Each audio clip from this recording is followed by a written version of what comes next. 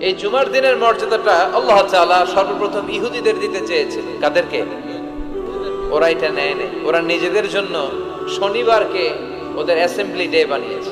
ওরা বলেছে না, আমরা শনিবারে ইবাদত করব। এই দিনটা আল্লাহ তাআলা নাসারাদেরকে দিতে চেয়েছে, তারাও নেয় নাই। তারা রবিবারকে তাদের ইবাদতের দিন হিসেবে চুজ করেছে। অবশেষে আল্লাহ তাআলা আমাদেরকে এই দিনটা দিতে চাইলেন, আমরা কোনো কথা ছাড়াই গ্রহণ করলাম আর ধন্য হয়ে গেলাম। জুমার দিনটা আমাদের দিন, গাদান মানে তারপরের দিন শনিবার হচ্ছে ইহুদিদের জন্য, আর রবিবার হচ্ছে খ্রিস্টানদের জন্য। আর আমাদেরকে জুমার দিন দিয়ে খুশি হয়ে গেলেন কে?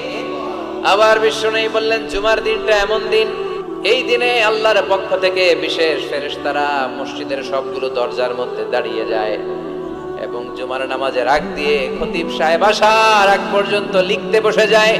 কে কে মসজিদে ঢুকে নামগুলো তারা কাউন্ট করে, এন্ট্রি করে। সর্বপ্রথম জুমার সালাত আদায়ের জন্য যে